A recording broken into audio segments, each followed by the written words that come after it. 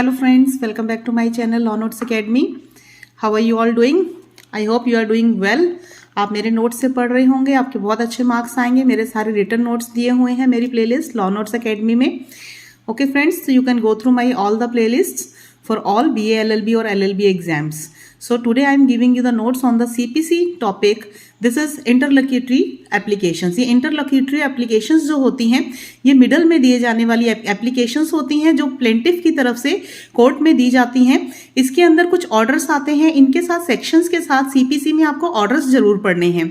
तो ऑर्डर्स आपको समझ में तभी आ जाएंगे क्योंकि ये जब आप प्रैक्टिस करेंगे, कोर्ट के अंदर प्रैक्टिस करेंगे तो प्रैक्टिकल नॉलेज के लिए आपके लिए this is very important topic. Interlocutory applications ये हर एडवोकेट, हर स्टूडेंट, लॉ के स्टूडेंट को पता होना चाहिए ये टॉपिक क्या है. इसके अंदर कौन कौन से ऑर्डर्स और सेक्शंस आते हैं वो आज मैं आपको जल्दी जल्दी बता रही हूं. आप इसमें से मैं आपको फटाफट से ओवरव्यू समझाऊंगी. आप इसमें से देख के नोट्स बनाते जाइएगा. इसमें सेक्शंस और ऑर्डर्स एक साथ दिए गए हैं. ठीक है फ्रेंड्स, तो चलिए स्टार्ट करते हैं आज का टॉपिक. सबसे पहले मैं आपको इंटरलोक्यूटरी एप्लीकेशंस बताती हूँ क्या होती हैं. ठीक है, ये होती है as soon as plaint in a suit is admit. जैसे कि आप कोई प्लेंटिफ कोई प्लेंट अपनी सूट के अंदर एडमिट करता है यानी कोर्ट में देता है. And if the other circumstances, कोई ऐसे सर्कमस्टांस हो जाते हैं कि वारंट इशू करना पड़ता है प्लेंटिफ को, तो टू अ सूट में take out against the defendant. Defendant के अगेंस्ट यानी कि फर्स्ट पार्टी को दूसरी पार्टी के अगेंस्ट. प्लेंटिफ होता है फर्स्ट पार्टी, डिफेंडेंट होता है सेकंड पार्टी. उसे किसी ऐसा following supplements proceedings in the suit, उन्हें ऐसी कोई प्रोसीडिंग करनी पड़ती है सूट के अंदर. And it may be for his defendant, यानी डिफेंडेंट के लिए होती है, डिफेंडेंट के अगेंस्ट में. क्या क्या हो सकती है वो? अरेस्ट बिफोर जजमेंट, यानी कि कोर्ट में की केस में जजमेंट या सूट में आपके जजमेंट आने से पहले उसको अरेस्ट करवाना डिफेंडेंट को. सेकंड होती है अटैचमेंट बिफोर जजमेंट. अटैचमेंट की जाती है उसकी प्रॉपर्टी की या बैंक अकाउंट की. ठीक है, जो भी उसकी प्रॉपर्टी है उसकी या बैंक अकाउंट्स वगैरह की, तो जजमेंट से पहले. ठीक है, ये दो चीजें. थर्ड है इंजंक्शंस. इंजंक्शंस यानी बीच में कोई और ऑर्डर भी ले सकते हैं उनके लिए. फोर्थ आता है रिसीवर. रिसीवर का मतलब होता है कि उसकी डिफेंडेंट की प्रॉपर्टी के लिए एक रिसीवर अपॉइंट करवाना. ठीक है, और रिसीवर क्या क्यों अपॉइंट किया जाता है, इसका क्या काम है, ये मैं आपके आगे बताऊंगी इसी टॉपिक में. नेक्स्ट है सिक्योरिटी फॉर कॉस्ट, यानी कि इसमें कोर्ट जो है सिक्योरिटी भी जमा करवा सकता है कॉस्ट के लिए, कि जितना उसने किसी का पैसा देना है डिफेंडेंट ने प्लेंटिफ का, उतने की उसको कॉस्ट भी लगाया जा सकती है या उससे सिक्योरिटी की मनी डिपॉजिट करवाई जाती है कोर्ट के अंदर. या फिर विड्रॉल ऑफ सूट भी हो सकता है. इंटरलोक्यूटरी एप्लीकेशंस के अंदर ही आता है कि विड्रॉ भी किया जा सकता है सूट. और इसका मतलब होता है जजमेंट आने से पहले के जितने भी काम होते हैं इसमें प्लेंटिफ करवा सकता है, ये सब काम कर सकता है, उसके पास इन चीजों का राइट है. पेमेंट इन कोर्ट, यानी कि पेमेंट कोर्ट में भी दी जा सकती है इसकी, जब कोर्ट का ऑर्डर हो कि आप जो भी पेमेंट है कोर्ट में दीजिए, क्योंकि प्लेंटिफ को अपने राइट के लिए ही उसने सूट फाइल किया डिफेंडेंट के अगेंस्ट में. राइट का मतलब है उसको कोई मनी चाहिए, रिकवरी का है, या उसका कोई राइट इन्फ्रिंज हो रहा है, या उसका कोई सक्सेशन या प्रॉपर्टी में राइट था वो उसको मिल नहीं रहा है, इसीलिए प्लेंटिफ ने डिफेंडेंट के अगेंस्ट सूट फाइल किया. तो उसके पास ये सारे राइट्स हैं काम करवाने के कोर्ट में जजमेंट आने से पहले. और लास्ट में कंप्रोमाइज ऑफ द सूट्स. तो इन सब चीजों के बारे में आज मैं आपको सेक्शंस और ऑर्डर बता रही हूँ. इसके अंदर क्या क्या आएंगी चीजें देख लीजिए. Arrest before judgment and attachment before judgment, यानी अरेस्ट करवा सकते हैं डिफेंडेंट को जजमेंट से पहले, या उसकी कोई प्रॉपर्टी या बैंक अकाउंट अटैच करवा सकते हो जजमेंट में. ये ऑर्डर 38 के अंदर बताया गया है. ये एक चीज बहुत इंपॉर्टेंट है, इसको ध्यान से पढ़िएगा और सुनिएगा. नेक्स्ट है अपॉइंटमेंट ऑफ रिसीवर. ये ऑर्डर 48 के अंदर आता है. इनके साथ ही सेक्शंस भी हैं, वो मैं आपको आगे बताऊंगी. अपॉइंटमेंट ऑफ रिसीवर, ये अपॉइंट करवाना पड़ता है रिसीवर को इसी से रिलेटेड मैटर में, कि रिसीवर अपॉइंट करके उसकी प्रॉपर्टी का सारा लेखा जोखा लिखता है, ध्यान रखता है, प्रॉपर्टी का हिसाब किताब करता है. ये आगे मैं इसकी ड्यूटीज आपको बताऊंगी, सारी पावर्स एंड ड्यूटीज, फंक्शंस भी. नेक्स्ट है अपॉइंटमेंट ऑफ कमिश्नर. ये ऑर्डर 26 के अंदर आता है. ये मेरे एक्चुअली मैंने जल्दी जल्दी में नोट्स अपने लर्न किए हुए हैं, इसमें से बनाए हुए हैं, तो मैंने इसलिए फटाफट ऐसे पेन से मार्क किया हुआ है इसमें. तो प्लीज इसको कोई बात नहीं, इसको ध्यान रखिएगा, इग्नोर कर दीजिएगा थोड़ा सा. ये ऑर्डर 26 के अंदर आता है अपॉइंटमेंट ऑफ कमिश्नर. इसकी भी मैं पावर ड्यूटीज एंड फंक्शंस बताऊंगी. कमिश्नर को अपॉइंट क्यों करना पड़ता है, कौन से सेक्शन में आता है. नेक्स्ट है टेम्परेरी इंजंक्शंस. कुछ ऐसी इंजंक्शंस होती हैं टेम्परेरीली भी जिनको लिया जा सकता है, और इंटरलोक्यूटरी ऑर्डर्स भी कोर्ट से करवाए जा सकते हैं. जब कोर्ट को दिखता है तो वो खुद भी करते हैं, या फिर प्लेंटिफ खुद भी इंटरलोक्यूटरी या टेम्परेरी इंजंक्शंस के लिए एप्लीकेशन करते हैं. ये ऑर्डर 39 में आता है. इसमें रूल 1 से 5 और 6 to 10 है. आगे मैं आपको जल्दी जल्दी इसके बारे में आज नोट्स समझा देती हूं, तो प्लीज ध्यान से सुनिएगा. देखिए इंटरलोकेटरी एप्लीकेशंस के अंदर क्या क्या आता है। सबसे पहला अरेस्ट बिफोर जजमेंट आ गया और अटैचमेंट बिफोर जजमेंट, ये ऑर्डर आ गया आपका 38 में, ठीक है। इसमें रूल 1 से 4 और 5 से 12 तक जो हैं ये है ऑर्डर 38 के अंदर आते हैं, सीपीसी के अंदर। इसमें दोनों ही बातें आती हैं, ये वाली अरेस्ट बिफोर जजमेंट और अटैचमेंट बिफोर जजमेंट। इसमें जनरल रूल बोलता है अरेस्ट ऑफ अ पर्सन जो होता है पर्सन और अटैचमेंट अगर उसकी प्रॉपर्टी का हो सकता है शैल be made only after obtaining a decree, यानी कि आप डिक्री कोर्ट से ले सकते हैं। कोर्ट जब डिक्री उसके डिफेंडेंट के खिलाफ यानी सेकंड पार्टी के खिलाफ देता है अगेंस्ट हिम, तो ऑर्डर 21 में आती है डिक्री, ठीक है, सबको पता होगा। तो ऑब्जेक्ट ऑफ 21 ऑर्डर का क्या है, इसमें थोड़ा सा 21 से इसलिए रिलेटेड बताया है कि कोई डिक्री पास होगी तो उसके अंदर ही ये भी ऑर्डर ये वाले पास हो सकते हैं। It is to safeguard the interest of the plaintiff, ये ऑर्डर 21 डिक्री का इसलिए दिया जाता है ताकि उसके इंटरेस्ट को सेव किया जा सके प्लेंटिफ के। However section 94 and order 38 of the court provide करता है अरेस्ट और attachment even before the judgment, यानी ये जो चीजें बताई गई हैं ऑर्डर 38 की वो सेक्शन 94 के अंदर बताई गई हैं कि वो प्रोवाइड करता है अरेस्ट और अटैचमेंट हो सकती है, यानी कि पार्टी सेकंड पार्टी जो कि डिफेंडेंट है उसको अरेस्ट भी कराया जा सकता है और अटैचमेंट भी हो सकती है जजमेंट से पहले, ठीक है, कुछ एक्सेप्शनल केसेस में। तो ऑब्जेक्ट क्या है इसका, प्रोविजन का सेफगार्ड करना प्लेंटिफ को against attempt made by defendant, यानी कि डिफेंडेंट उसके खिलाफ कुछ भी ऐसा गलत काम ना करे, इसलिए उसकी सेफ्टी के लिए ये काम किया जाता है। To defeat the execution of any decree, ठीक है, ताकि डिक्री को वो डिफीट ना कर सके, कोई भी जो ऑर्डर या डिक्री कोर्ट से आई है, विच में बी पास अगेंस्ट हिम, उसके अगेंस्ट पास की जा सकती है कोई भी। This remedy is not a normal remedy, ये कोई नॉर्मल रेमेडी नहीं है। It will be granted only in certain exceptional circumstances, ठीक है, एक्सेप्शनल सर्कमस्टांसेस के अंदर ही ये ऑर्डर या डिक्री लेनी पड़ती है कोर्ट से। ये कुछ एक्सेप्शन कौन से होती है सर्कमस्टांसेस, ये मैं आपको बताती हूँ आगे। जैसे सेक्शन 94 में बताया गया है कि ये ऑर्डर्स हत्या प्रिवेंट करते हैं, end of justice being defeated, इनको ताकि हराया ना जा सके इन पॉइंट्स को, ठीक है, जस्टिस के लिए। भाई इशू किया जा सकता है वारंट उसको अरेस्ट करने के लिए and bring before the court, उसको लाया जा सकता है, उसको अरेस्ट वारंट इशू करवाया जा सकता है। द कोर्ट में direct the defendant to give security for the his appearance, यानी कोर्ट में प्रेजेंट होने के लिए भी उसको सिक्योरिटी मनी भी जमा करनी पड़ती है, कोई कुछ ना कुछ सिक्योरिटी मनी, जैसे डीडी हो गया, कोई आपके पास लाइसेंस आरसी है या कुछ एफडी है, मतलब कोई भी बैंक की आपकी कोई भी मनी के फॉर्म में सिक्योरिटी जमा करवानी पड़ती है। If he fails to furnish surely he may be detained in the civil prison, अगर वो सिक्योरिटी जमा नहीं करता है तो उसको जेल भेज दिया जाता है सिविल प्रिजन में।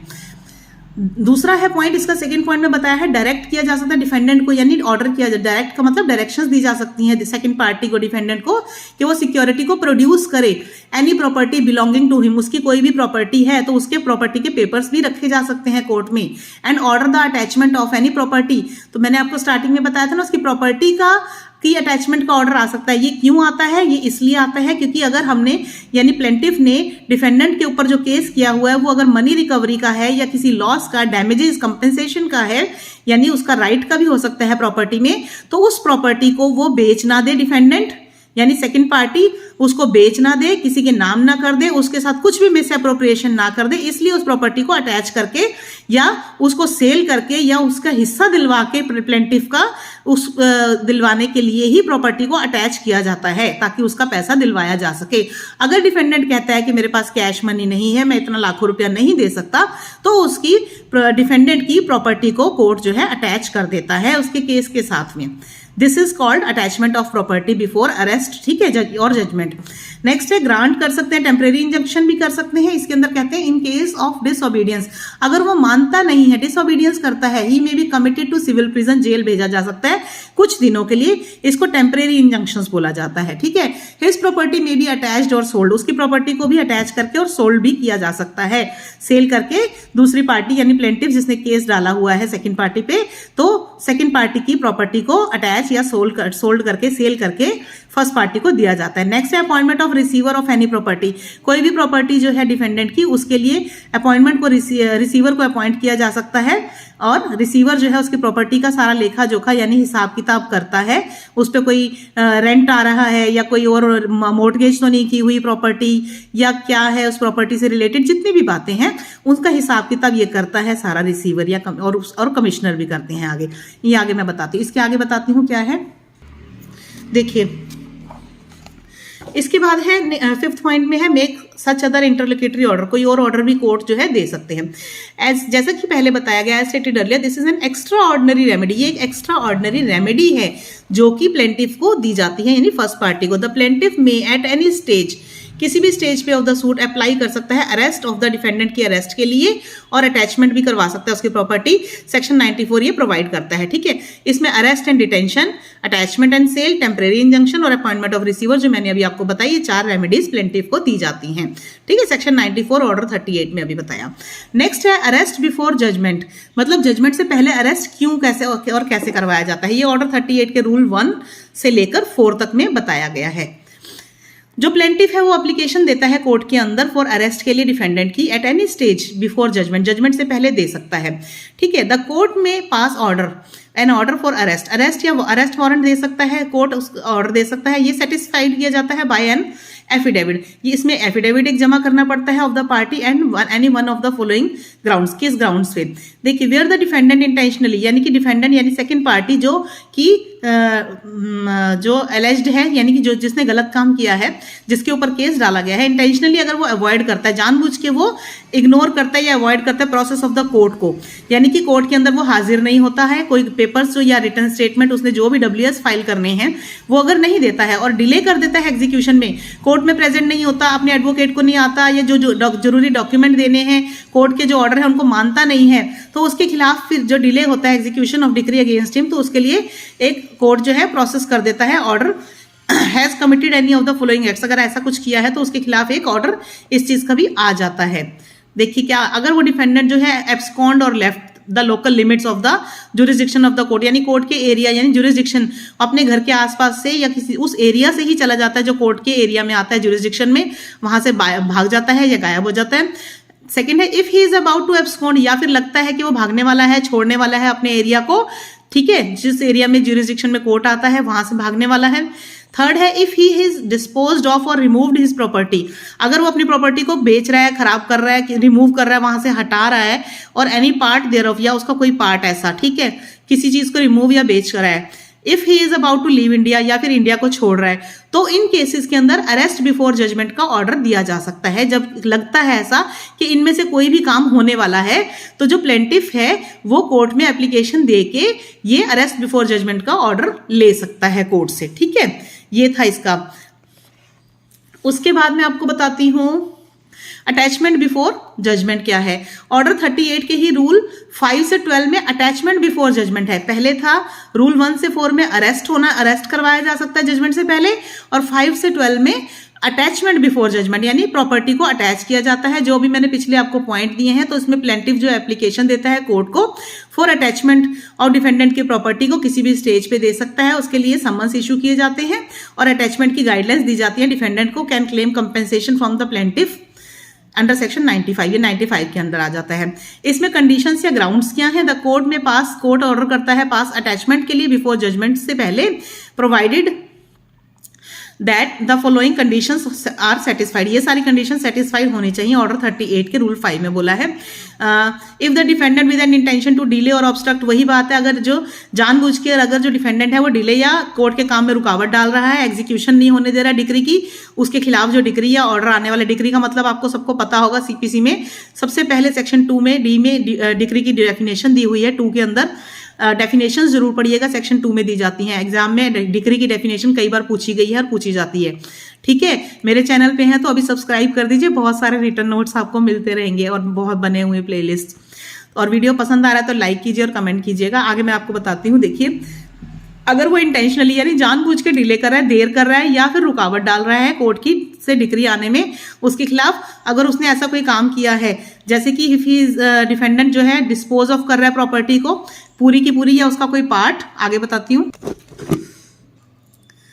देखिए, या फिर सेकंड पॉइंट है इसका, if he is about to remove the whole, वही जो पॉइंट्स उसके अंदर थे पहले वाले में, सेम वैसे ही अगर प्रॉपर्टी को रिमूव कर रहा है या लिमिट से बाहर जा रहा है, ठीक है, part of the property from the local limits of the jurisdiction, यानी प्रॉपर्टी को रिमूव कर रहा है या हटा रहा है या उसका पार्ट हटा रहा है।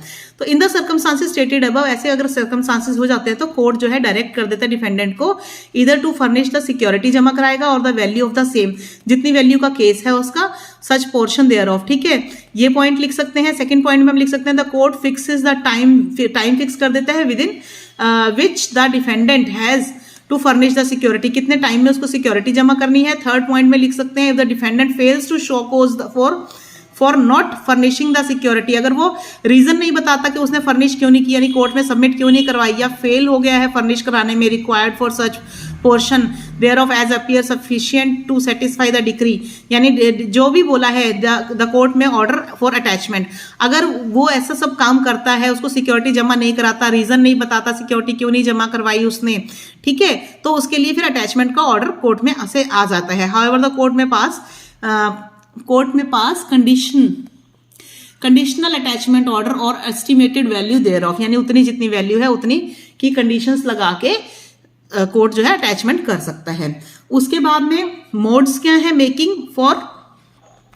मोड्स ऑफ मेकिंग अटैचमेंट कैसे की जा सकती है प्रॉपर्टी की, ये रूल 7 ऑर्डर 38 में बताया गया है। प्रोसीजर दिया गया है let down that the attachment shall be made in the manner provided for the attachment of property in execution of decree, उसके अंदर सारा प्रोसीजर बताया गया है अटैचमेंट कैसे की जाती है प्रॉपर्टी की।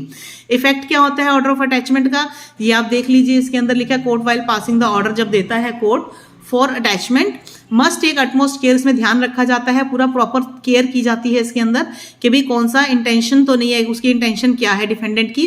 फिर जब ऑर्डर पास कर दिया जाता है इट इज फाइनल होता है and prevents the owner from alienating the property till further orders, जब तक फर्दर ऑर्डर नहीं आते हैं तब तक ऑनर को रोक के रखते हैं, बचा के रखते हैं कि भाई वो ताकि प्रॉपर्टी को कुछ और ना कर दे वो, ठीक है। अगर एग्रीकल्चर प्रोड्यूस है in possession of an agriculturist is not subject of attachment, ये ध्यान रखिएगा, इसके अंदर स्पेशली बोला जाता है कि इसमें एग्रीकल्चरल जो अगर प्रॉपर्टी होती है तो उसको अटैच नहीं किया जाता है, ठीक है। तो एग्रीकल्चरल की जो भी प्रॉपर्टी है, जमीन होती है, उसको अटैच नहीं किया जाता, ये ध्यान रखिएगा आप। फिर इसमें एक्सेप्शन जो आती है, इसमें एग्रीकल्चर प्रोड्यूस के बारे में ही बताया गया है, उसको नहीं किया जाता, डीम टू बी ऑथराइज और प्लेंटिफ, इसकी जरूरत नहीं है आपको। नेक्स्ट पॉइंट है appointment of receiver. Appointment of receiver का मीनिंग होता है the main function of the court का फंक्शन होता है is to protect legal rights of the individuals in the society, यानी जो इंडिविजुअल जितने भी लोग होते हैं, कोर्ट का फंक्शन होता है उनके राइट्स को, उनके अधिकारों की रक्षा करना। अगर if the right of an individual has already been infringed, अगर किसी का ऑलरेडी राइट्स जो है इन्फ्रिंज हो गया है, यानी किसी ने उल्लंघन कर दिया है किसी के अधिकारों का, तो he can get his right restored, अपने राइट को, अधिकारों को वापस ले सकता है कोर्ट में सूट फाइल करके टू द कॉम्पिटेंट ज्यूरिसडिक्शन में, ठीक है, जहां पे उसका बनता है, ज्यूरिसडिक्शन बनती है अपने एरिया के अंदर। When his right is threatened, अगर उसको लगता है उसका राइट इन्फ्रिंज होने वाला है, उल्लंघन होने वाला है, तो इट कैन बी प्रिवेंटेड, ये बचाया जा सकता है through an order of the court के ऑर्डर से, जैसे कि इंजंक्शन से या अपॉइंटमेंट ऑफ रिसीवर से। तो अपॉइंटमेंट ऑफ रिसीवर कैसे होती है आगे मैं थोड़ा सा बताती हूँ। और आपको एक्सप्रेशन रिसीवर जो है वो डिफाइन नहीं किया गया है, सीपीसी के अंदर रिसीवर के बारे में डेफिनेशन नहीं दी गई है, लेकिन रिसीवर एक ऑफिसर होता है जो अपॉइंट किया जाता है कोर्ट के द्वारा, जो मैनेज करता है प्रॉपर्टी को अंडर लिटिगेशन डिस्प्यूट में। जो भी प्रॉपर्टी डिस्प्यूट के अंदर होती है उस प्रॉपर्टी को मैनेज करने का सारा काम रिसीवर का होता है, और टिल द फाइनल डिसीजन, जब तक कि फाइनल डिसीजन नहीं आ जाता कोर्ट के द्वारा, तो वो एक्ट करता है एज ए रिप्रेजेंटेटिव की तरह काम करता है, पार्टीज के रिप्रेजेंटेटिव की तरह काम करता है डिस्प्यूट में जो भी पार्टीज होती हैं। अपॉइंटमेंट कैसे होती है, ऑर्डर 40 के अंदर बताया गया है, ये देखिए ऑर्डर 40 के अंदर अपॉइंटमेंट ऑफ रिसीवर, इसके ऊपर क्वेश्चन अलग से जरूर आता है, कई बार एग्जाम में आया है अपॉइंटमेंट ऑफ रिसीवर या फिर ऑर्डर 40 के बारे में बताइए। ध्यान रखिएगा एग्जाम के अंदर ऑर्डर 38, ऑर्डर 39, ऑर्डर 40 ये जरूर, या ऑर्डर 26, ये क्वेश्चन एग्जाम में कई बार पूछे गए हैं और आ सकते हैं, इनको अच्छे से पढ़ लीजिएगा, 4 मार्क्स में भी 10 मार्क्स में भी आ सकते हैं, ठीक है। तो अपॉइंटमेंट कैसे होती है, तो सीपीसी के अंदर 40 ऑर्डर में बताया गया है receiver of the court by the court, इसमें बताया है 40 ऑर्डर 40 कन्फर करता है वाइड ज्यूरिसडिक्शन, काफी ज्यूरिसडिक्शन बड़ी होती है on the court to appoint and remove the receiver, appoint भी करते हैं, जब तक प्रॉपर्टी का केस खत्म नहीं हो जाता तो रिसीवर को हटाया भी जाता है, तब तक के लिए रखा जाता है। रिसीवर जो है एक इम्पार्शियल होता है, उसका काम इम्पार्शियल होता है, मतलब वो किसी के फेवर में काम नहीं करता, उसको जो सिर्फ ड्यूटी दी जाती है उसने वही करना है। He is not interested in either of the parties, वो किसी भी पार्टी के अंदर इंटरेस्ट नहीं लेता, उसको उसके लिए काम का पैसा मिलता है कोर्ट के द्वारा। He can be appointed by only by before the suit is filed. Appoint तभी किया जाता है जब सूट फाइल किया जाता है, उस समय अपॉइंट कर दिया जाता है। The court appoints the receiver according to legal principles and equity के हिसाब से ही कोर्ट रिसीवर को अपॉइंट करता है। ठीक है, पावर्स क्या है रिसीवर की, अब ये देख लीजिए। रिसीवर जो होता है एक ऑफिसर या रिप्रेजेंटेटिव होता है कोर्ट का, कोर्ट के बिहाफ पे काम करता है और कोर्ट जो है उसको कुछ पावर्स देके रखता है ऑर्डर 40 रूल 1(1)(b) के अंदर। उसका काम क्या है, अब उसकी पावर्स देख लीजिए रिसीवर की। इंस्टीट्यूट और डिफेंड करना, सूट को इंस्टीट्यूट भी करता है और डिफेंड भी करता है। रियलाइज करता है, manage, protect, preserve and improve the property, यानी प्रॉपर्टी से रिलेटेड जितने भी काम होते हैं, मैनेज करना, रियलाइज करना, उसकी वैल्यू लगाना, उसको बचाना, उसकी रक्षा करना, ठीक है, और इंप्रूव करना प्रॉपर्टी को, यानी थोड़ा बहुत उसके अंदर इंप्रूवमेंट करना भी उसका काम होता है। To collect, apply and dispose of the rent and profit, यानी अगर उससे कुछ किराया आ रहा है या प्रॉफिट हो रहे हैं तो वो इकट्ठा भी करेगा, उनका हिसाब किताब भी सारा रखेगा, और अगर किसी को कुछ रेंट देना है तो वो भी उसमें से वो देगा, किराया या खर्चे जो भी हो रहे हैं। तो रिसीवर उसका सारा हिसाब किताब, जैसे अकाउंट्स ऑफ बुक्स होती हैं, बुक्स ऑफ अकाउंट्स, तो वो उसके अंदर सारा मेंटेन करके रखेगा, लेजर बना के रखेगा, उसके अंदर इनकम एंड एक्सपेंडिचर जो प्रॉपर्टी के ऊपर हो रहे हैं वो भी, उसका ध्यान भी यही करता है। ठीक है, मुझे इनकम एंड एक्सपेंडिचर की नॉलेज है क्योंकि मैं अकाउंट्स के बैकग्राउंड से और मैं टैक्सेशन एडवोकेट हूं, तो मुझे इस सारे बारे में इनकम टैक्स और जीएसटी की सारी नॉलेज है। तो आप मेरे को इसके लिए भी आप मुझे वो कर सकते हैं, आपको मेरी जरूरत पड़े तो कॉल कर सकते हैं। ओके, तो इनकम टैक्स और जीएसटी से रिलेटेड आपकी कोई क्वेरीज हो तो वो भी मैसेज कर सकते हैं।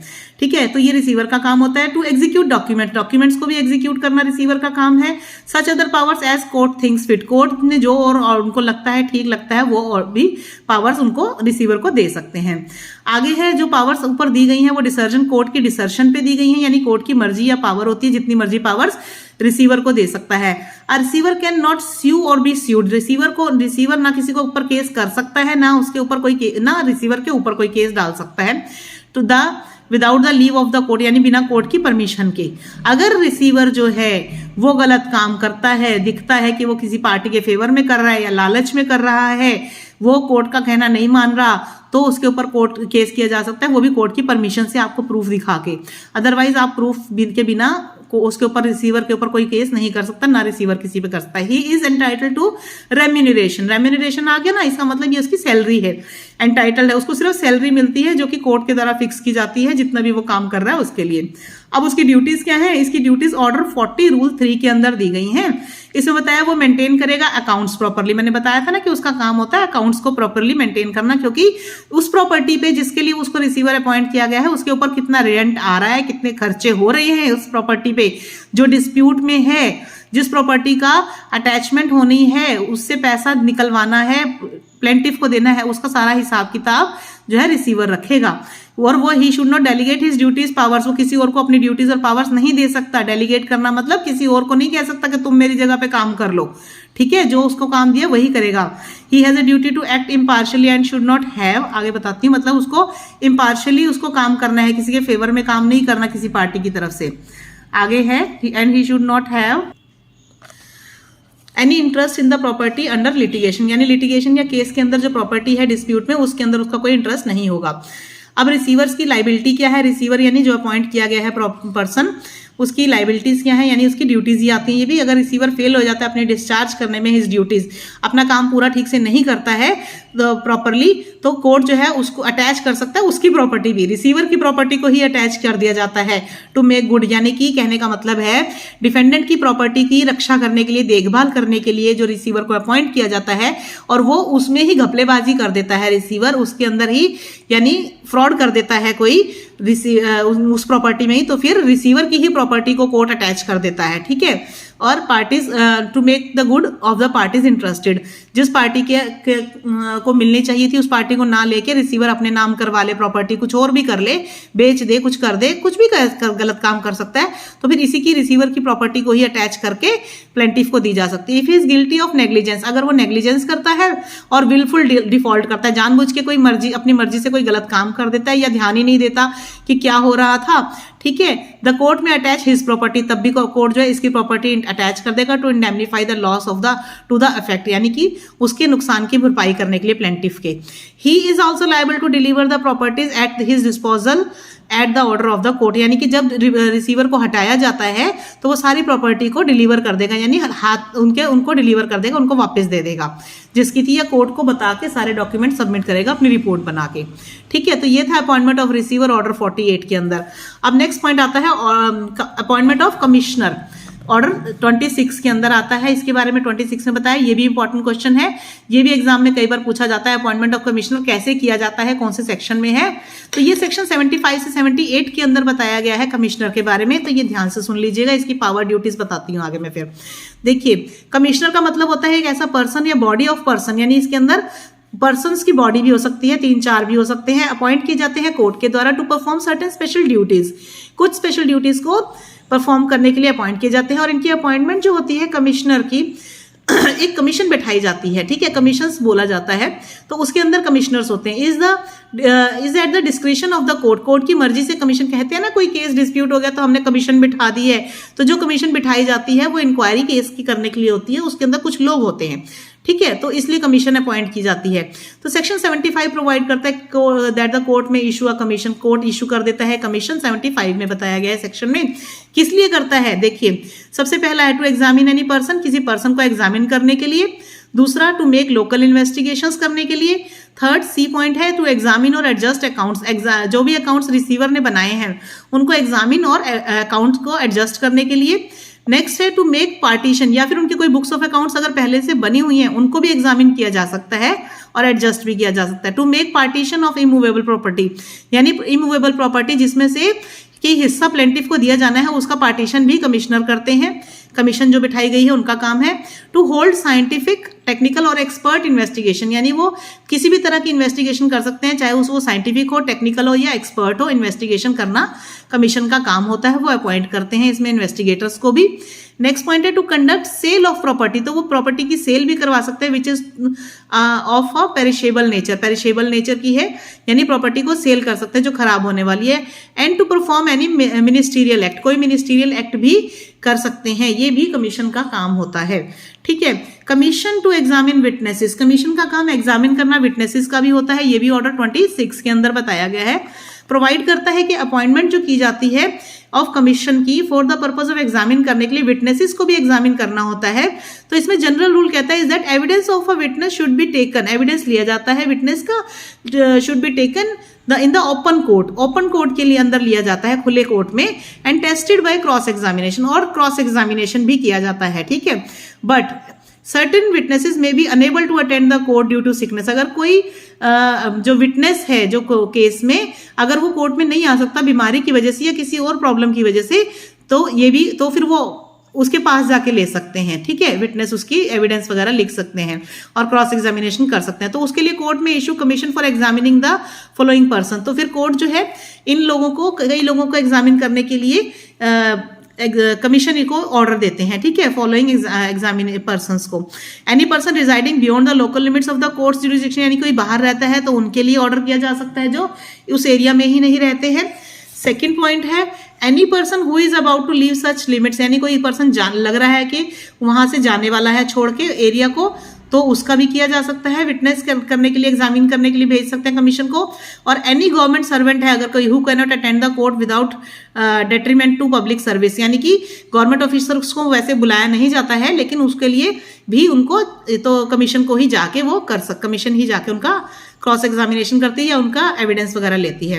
लोकल इन्वेस्टिगेशंस में क्या होता है, कोर्ट में कोर्ट इशू करती है summons for making any local investigation in the following cases, किन केसेस में लोकल इन्वेस्टिगेशन के लिए भी कोर्ट इशू कर सकती है समन, इशू कमीशन इशू करती है, जैसे कि for elucidating any matter in dispute, यानी किसी मैटर के ऊपर प्रकाश डालना, एल्यूसिडेट करना, ठीक है, डिस्प्यूट के अंदर जो है।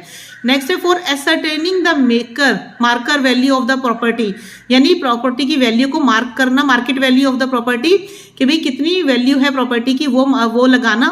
और to fix mesne profit, damages, net profits, कोई अगर मैसने प्रॉफिट्स उस पर आ रहे हैं, डैमेजेस हुई हैं और नेट प्रॉफिट्स हैं, उनको भी फिक्स करना। The report and disposition will be admitted in evidence, evidence के अंदर ये सारा रिपोर्ट में लिखा जाता है कि commissioner can be examined personally, वो एग्जामिन किया है उन्होंने personally in the court with the permission of the court, court की परमिशन से ही वो पर्सनली एग्जामिन कर सकते हैं इन सब लोगों को जिनका बताया है अभी ऊपर। If the report is unsatisfactory, अगर रिपोर्ट अनसेटिस्फैक्ट्री लगती है, संतुष्ट नहीं होता है कोर्ट, तो जो कोर्ट है वो रिजेक्ट कर देता है उस रिपोर्ट को और अपॉइंट करते हैं नई कमीशन।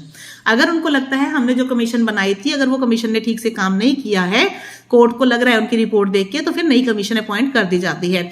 जो भी एक्सपेंसेस कमीशन के होते हैं वो पार्टी के द्वारा ही दिए जाते हैं, ठीक है, प्लेंटिफ के द्वारा ही, पार्टी सीकिंग द कमीशन, जिसको कमीशन बिठानी है, जिस पार्टी ने बोला है कमीशन बिठा दीजिए, बिठा के आप काम करवाइए, तो उस पार्टी को ही सारे खर्चे बेयर करने पड़ते हैं। अब मैं आपको इसकी पावर बता रही हूँ कमिश्नर की, ये पॉइंट खत्म होने वाले हैं, जल्दी से सुन लीजिए, बहुत इंपॉर्टेंट पॉइंट्स है, टॉपिक्स हैं ये एग्जाम पर्पस के लिए, ठीक है। ये नोट्स बना लेंगे आप, यही सारे पॉइंट्स आप लिखेंगे एग्जाम के अंदर। हमारे एग्जाम में क्वेश्चन पेपर में भी आए थे, तो मैंने भी लिखे थे पावर्स ऑफ कमिश्नर, रिसीवर, इनकी क्या क्या ड्यूटीज एंड फंक्शंस हैं, हमारे एग्जाम में भी आए थे, तो इसलिए बता रही हूँ, प्लीज ध्यान से सुनिएगा। और वीडियो पसंद आ रहा है तो लाइक जरूर कीजिए और कमेंट कीजिएगा। मेरे चैनल पे नए हो तो सब्सक्राइब कर दो प्लीज, आपके लिए नोट्स बनाती हूँ रिटर्न। देखिए ये मेरे खुद के नोट्स हैं, बहुत सिंपल लैंग्वेज में है, इसलिए इसी बुक में से ही आपको बता रही हूँ। देखिए रूल 16 बताता है, इनेक्ट करता है powers of the commissioner, rule 16 के अंदर बताई गई है।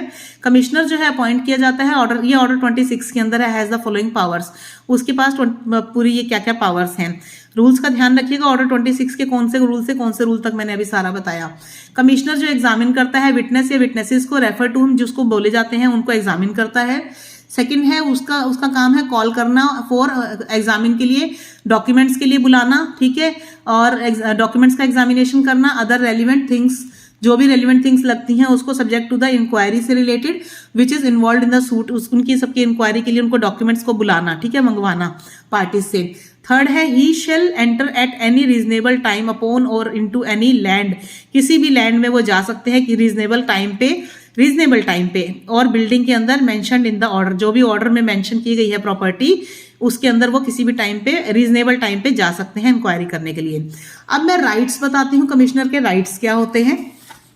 देखिए पहला है फी का राइट होता है, उसे फी मिलती है, उनको पे की जाती है जो भी वो काम करते हैं। सेकंड प्रोटेक्शन का है, कमिश्नर जो अपॉइंट किए जाते हैं कोर्ट से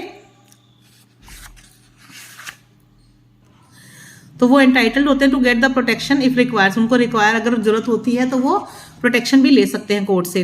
अब मैं आपको ड्यूटीज बता रही हूँ, कमिश्नर की ड्यूटीज क्या होती हैं। The delegation of power to the commissioner, यानी जो कमिश्नर की डेलीगेशन ऑफ पावर्स होती है by the court can not extend to the delegation of power to the of the court,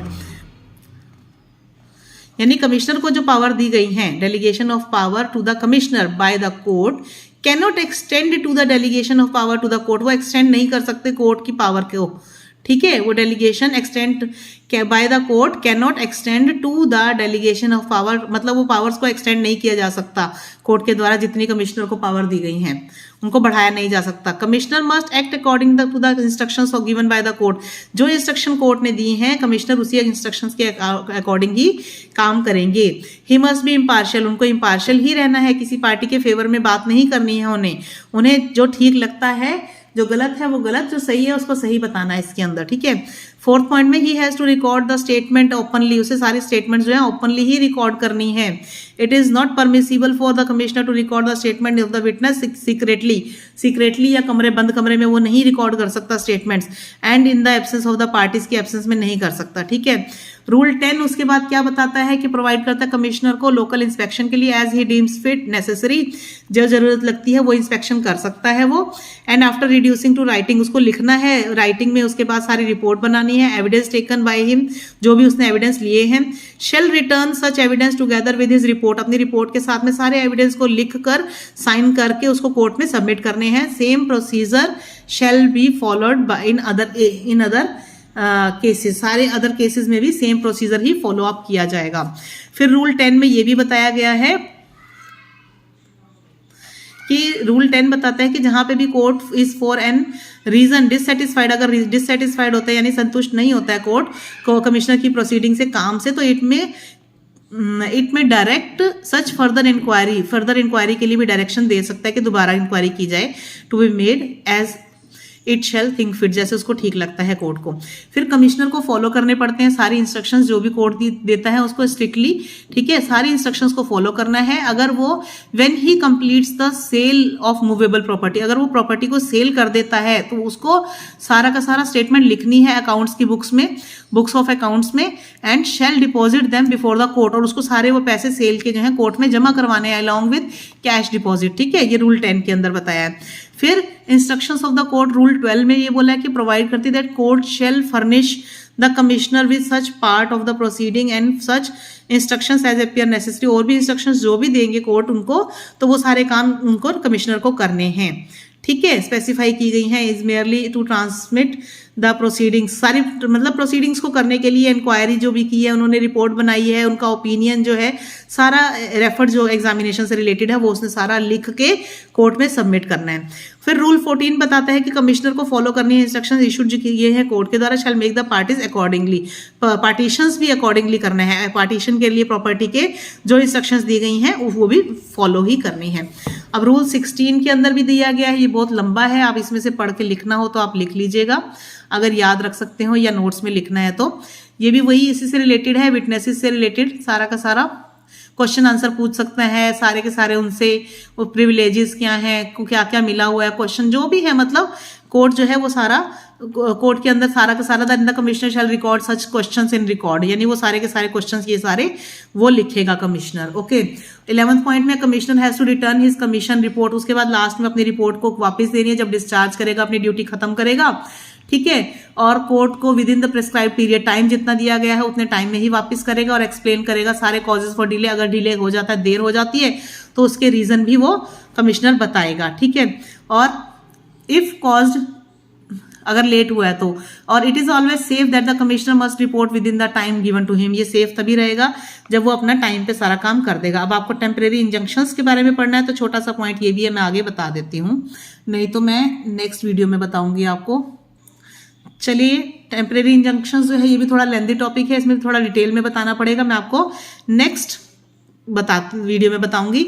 I hope आपको आज का वीडियो समझ में आ गया होगा। आपको ऑर्डर मैंने 26, 38 कई चीजें आज मैंने आपको बता दी। ऑर्डर 26 में था अपॉइंटमेंट ऑफ कमिश्नर, इसकी ड्यूटीज फंक्शन सारे मैंने आपको बता दिए।